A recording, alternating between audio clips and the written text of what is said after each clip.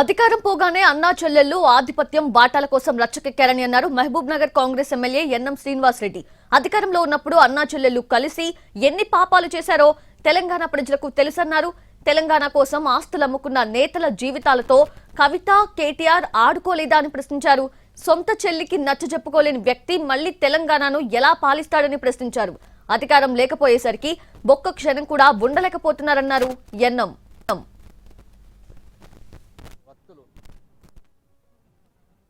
కోల్పోతే ఒక్క క్షణం కూడా ఉండలేని కుటుంబ సభ్యులు ఈ రోజు ఒకరి గొంతులు ఒకరు కోసుకోవడానికి సిద్ధమవుతున్నారు అంటే ఎటువంటి కుటుంబం కల్వకుంట్ల కుటుంబం, ఎటువంటి వారికి తెలంగాణ ప్రజలు అధికారం ఇచ్చిండ్రు అనేది ఈ రోజు గల్లీలో రచ్చబండ దగ్గర ఈ రోజు చర్చ చేసుకుంటా ఉన్నారు. చెల్లెను కూడా సమాధాన పరచుకోలేని వ్యక్తులు, ఇంటి బిడ్డను కూడా సమాధాన పరచుకోలేని వ్యక్తులు దేశాన్ని ఉద్ధరిస్తాము అని చెప్పి మళ్ళా కాంగ్రెస్ ఓడించి మేము అధికారంలోకి వస్తామని చెప్పి ట్విట్టర్లో కూస్తా ఉంటే జనాలు నవ్వుకుంటా ఉన్నారు.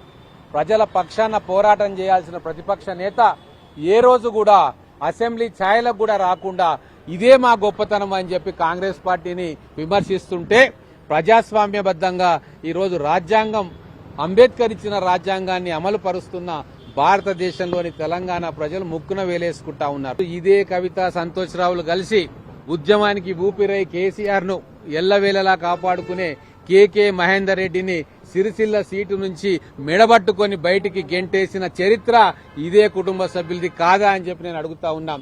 ఇటువంటి ఎంతో మంది ఉద్యమకారులకు టికెట్లు రాకుండా ఆ రోజు అన్నా చెల్లెలు గూడు పుటాన్ని చేసి మొత్తం ఉద్యమానికి టీఆర్ఎస్ పార్టీ పెట్టడానికి ఎన్నో త్యాగాలు చేసి ఆస్తులు, కుటుంబాలు పోగొట్టుకున్న వేల మంది గొంతును తడిగుడ్డతో కోసిర్రు ఈ అన్నా చెల్లెళ్ళు.